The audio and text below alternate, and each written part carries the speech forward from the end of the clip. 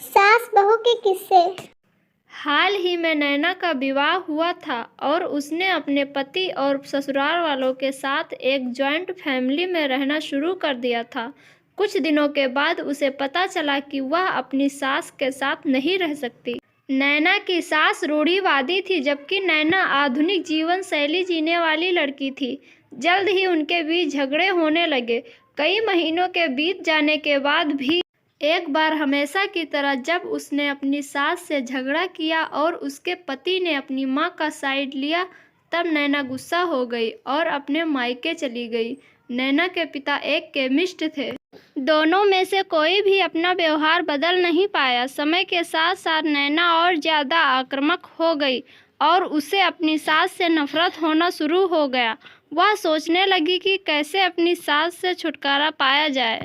उसने अपने पिता को पूरी बात बताई। उसने अपने पिता से कहा कि उसे कुछ जहर दे ताकि वह अपनी सास के खाने में मिलाकर उसे छुटकारा पा सके, नहीं तो वह अपने पति के घर वापस नहीं जाएगी। नैना के पिता को यह सब जानकर काफी दुख हुआ और उन्होंने अपनी बेटी से कहा, अगर तुम अपनी सास को जहर देती हो तो तुम और मैं दोनों जेल जाएंगे। ऐसा करना ठीक नहीं है।